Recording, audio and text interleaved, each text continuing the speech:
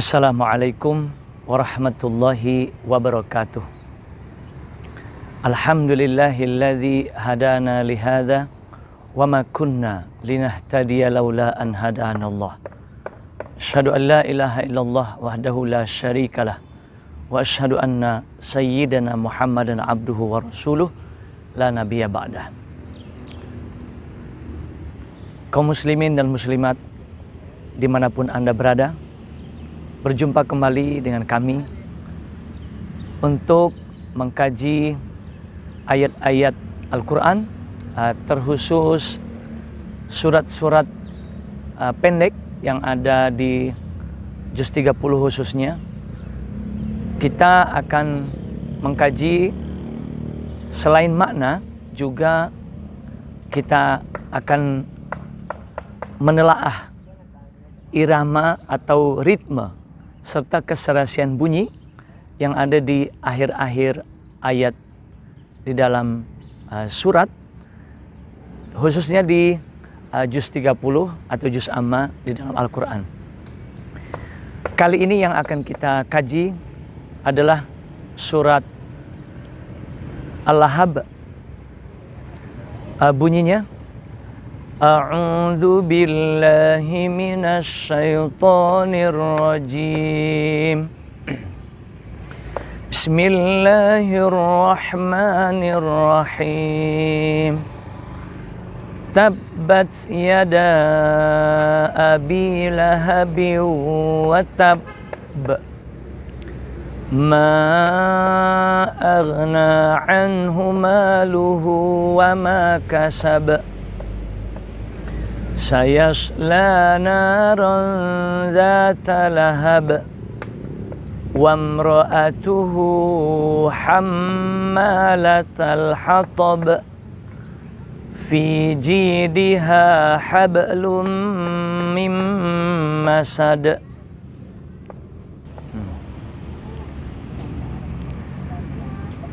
Di dalam surat Al-Lahab itu terdiri dari 5 ayat. Nah, ayat yang pertama tadi, Tabbat yada abi lahabi wa tab, diakhiri dengan huruf ba tasdid. Secara bacaan itu disebut qalqalah akbar.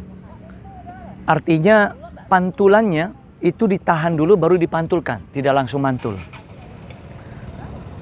Kemudian di ayat yang kedua, ma aghna anhu maluhu wa ma kasab, juga diakhiri dengan huruf ba. Meskipun berbeda sedikit, kalau tadi qalqalah akbar karena tasdid, sedangkan yang kedua kasab itu qalqalah kubro karena di akhir ayat atau di akhir bacaan.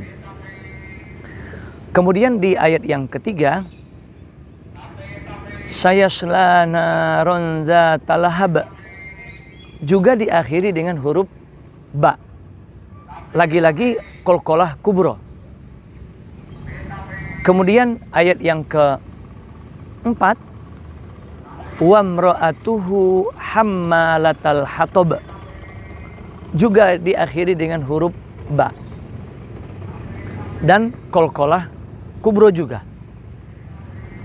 Lalu di ayat yang kelima, ayat yang terakhir, fi jidha hablum mim masad, meskipun berbeda huruf di akhir ayat, yaitu huruf dal, tetapi ada kesamaan dengan bunyi akhir-akhir ayat sebelumnya.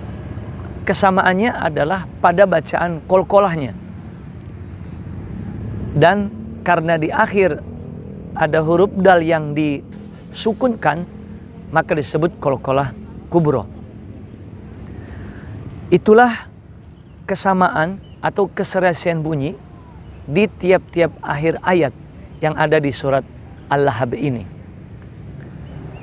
Tentu ini suatu hal yang bukan kebetulan, tapi sengaja Allah buat irama atau keserasian bunyi dari akhir-akhir ayatnya, sehingga mengesankan bahwa Al-Quran itu merupakan karya yang bukan hal yang biasa, tapi sesuatu yang luar biasa, menandingi dari karya-karya puisi dari para penyair-penyair dulu yang lagi tren.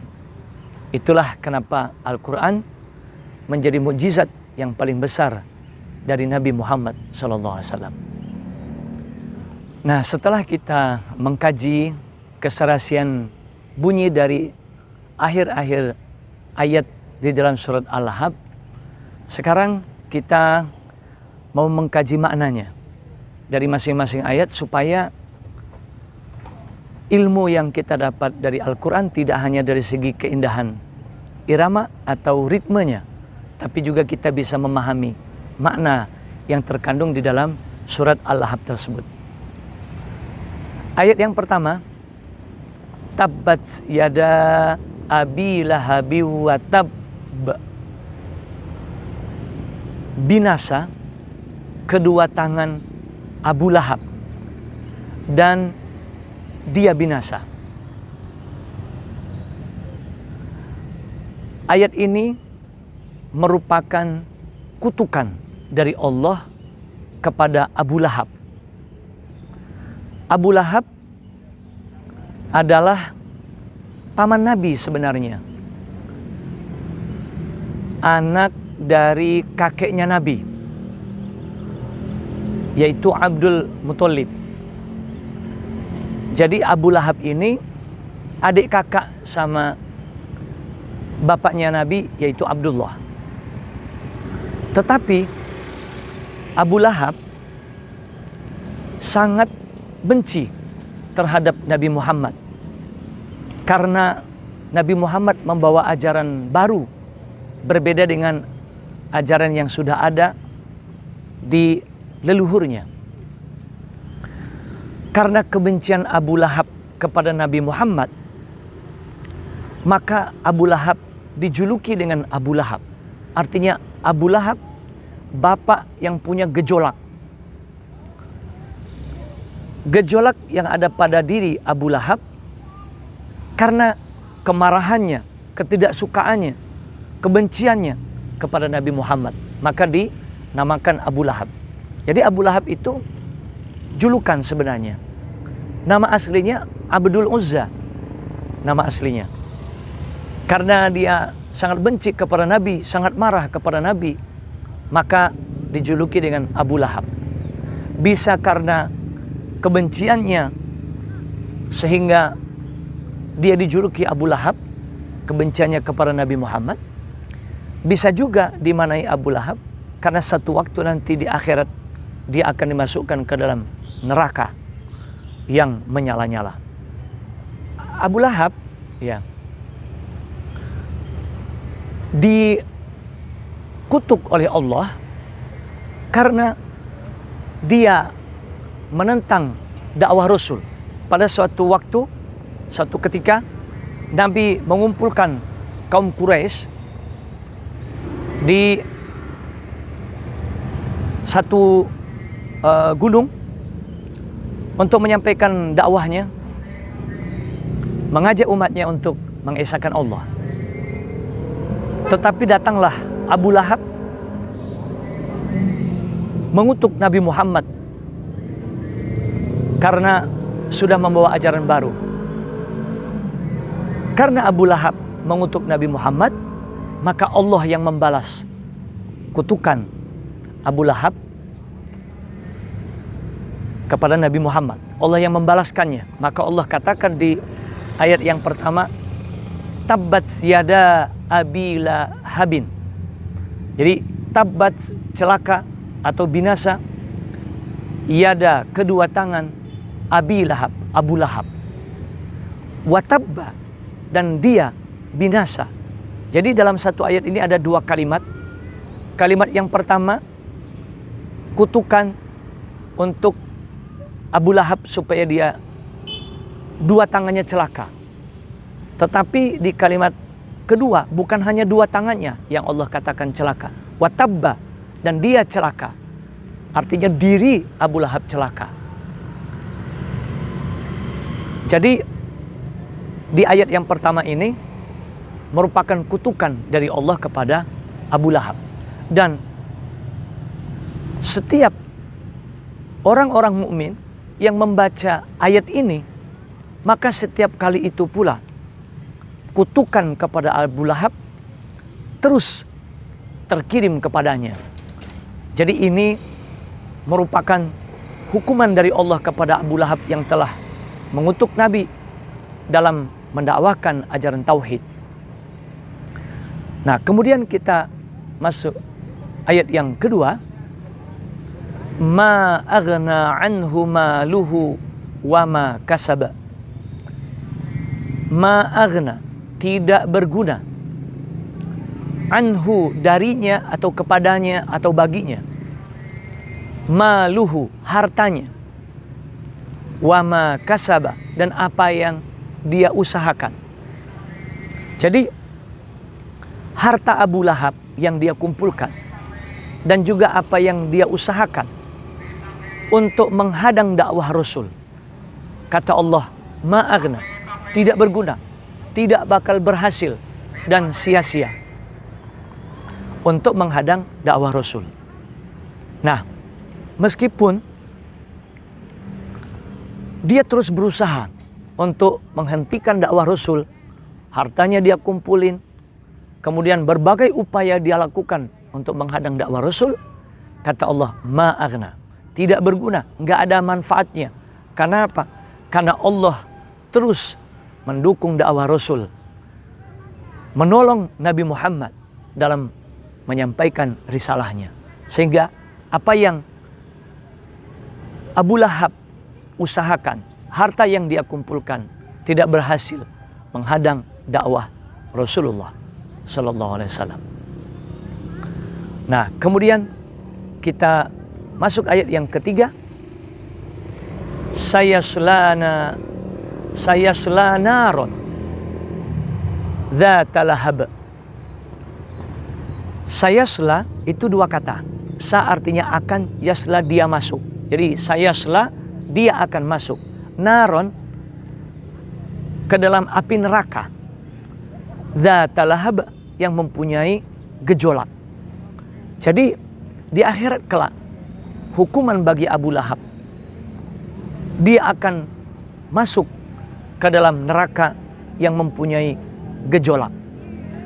Jadi seperti yang saya katakan di ayat yang pertama tadi, kenapa Abu Lahab dijuluki dengan Abu Lahab? Karena kemarahannya, kebenciannya kepada Nabi Muhammad, dan juga karena di akhir kelak dia akan dimasukkan ke dalam neraka yang mempunyai gejolak, dzata lahab. Lalu kita masuk ke ayat yang keempat. Wa imra'atuhu hammalatal hatab. Wa artinya dan, imra'atuhu. Imra'atu istri, hu-nya. Jadi wa imra'atuhu dan istrinya. Hammalatal hatab, yang selalu membawa kayu bakar. Jadi yang nanti akan masuk ke dalam neraka yang mempunyai gejolak seperti yang Allah sebutkan atau firmankan di ayat yang ketiga tadi, bukan hanya Abu Lahab, wa imra'atuhu, dan istrinya. Istri Abu Lahab dijuluki dengan Ummu Jamil. Nah, Ummu Jamil ini, istri Abu Lahab, nanti juga akan masuk ke dalam neraka yang mempunyai gejolak. Kenapa? Karena hammalatal hatab, dia selalu membawa kayu bakar. Membawa kayu bakar ini bisa dimaknai secara asli, artinya dia membawa kayu bakar. Dalam tafsirnya saya baca, itu dia selalu membawa kayu-kayu, ranting-ranting berduri, terus dia tebarkan di jalan, menghadang jalannya Rasul, supaya Rasul kena duri atau luka atau sakit. Tapi bisa juga dimaknai lebih jauh lagi, pembawa kayu bakar itu, atau secara kiasan, pembawa kayu bakar itu artinya dia selalu menyebarkan fitnah tentang Nabi Muhammad, menyebarkan kebencian kepada kaum Quraisy saat itu supaya membenci Nabi Muhammad.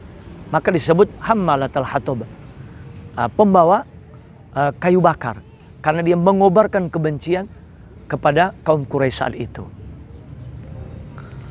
Kemudian ayat yang terakhir, ayat yang kelima, fi jidiha hablum mim masad. Fi di dalam, jidi leher, ha-nya, jadi di lehernya, di leher istri Abu Lahab tadi, yaitu Ummu Jamil, hablun, tali, mim masad, dari sabut yang dipintal. Jadi tali yang dikalungkan di leher istri Abu Lahab itu kiasan nanti di akhirat kelak. Dia akan dikalungi dari tali, dikalungi dengan tali dari sabut yang dipintal. Jadi bukan di dunia, nanti di akhirat atau di dalam neraka. Nah, tali itu akan dikalungkan di lehernya, menjerat lehernya. Kenapa? Kok leher yang dipilih sebagai bentuk hukuman baginya? Karena dia membangga-banggakan lehernya yang indah, layaknya perempuan yang lain. Leher menjadi mahkota juga. Leher sesuatu yang membanggakan bagi perempuan. Karena indah, dipakein kalung. Tapi kalung bagi Ummu Jamil atau istri Abu Lahab nanti di akhir kelak justru kalung dari tali yang dibuat dari sabut yang dipintal untuk menjerat lehernya. Baiklah, setelah kita mengkaji irama dan makna yang ada di dalam surat Al-Lahab ini, coba kita pahami lebih jauh atau kita analisa lebih jauh hubungan antara keserasian bunyi dengan peletakan kata-kata yang ada di dalam ayat-ayat di dalam surat Al-Lahab ini. Yang menarik khususnya itu di ayat yang ketiga dan keempat berbunyi sayasla naron dzatal lahab wamro'atuhu hammalatal hatab. Ayat yang ketiga dan keempat. Seharusnya ayat yang keempat itu masih sambungan ayat yang ketiga, karena itu masih satu kalimat. Kalau kita kaji secara tata bahasa, kata imro'atu yang artinya istri di ayat yang keempat itu kedudukannya sebagai atof, karena ada wa ngikut dari fa'il pada fi'il yasla. Yasla itu artinya dia masuk, fa'ilnya huwa atau dia, dicirikan dengan ya di awal kata. Nah, imro'atu yang ada di ayat yang keempat itu merupakan atof atau kata yang masih bersambung dengan pelaku dari fi'il atau kata kerja di ayat yang ketiga tadi. Seharusnya dua ayat itu bersambung secara kalimat. Sayasla naron dzatal lahabi wa imra'atuhu hammalatal hatab. Seharusnya itu menyatu dari segi tata bahasa, dari segi nahwunya. Tetapi kenapa dipisah? Ayat yang ketiga berhenti sampai lahab. Itulah Al-Quran yang memperhatikan unsur keserasian bunyi di akhir-akhir ayatnya. Makanya kita perhatikan antara satu ayat dengan ayat yang lain, khususnya ayat 1, 2, 3, dan 4 diakhiri dengan huruf yang sama, yaitu huruf ba. Dan di ayat yang terakhir, ayat yang kelima, barulah huruf dal. Meskipun berbeda huruf, tetapi ada kesamaan bunyi, yaitu qalqalahnya. Ya. Begitulah Al-Quran tidak hanya memperhatikan unsur kandungan yang begitu syarat dengan makna terkait dengan sejarah Rasul dulu, di mana mendapat tentangan atau penentangan dari Abu Lahab yang notabene-nya adalah pamannya sendiri. Harusnya mendukung, tapi malah menentang, menghambat, bahkan memprovokasi kaum Quraisy itu untuk memusuhi Nabi. Tetapi Al-Quran juga selain dari kandungannya yang menarik untuk kita terus dalami, juga dari keserasian bunyi di akhir ayat-ayatnya.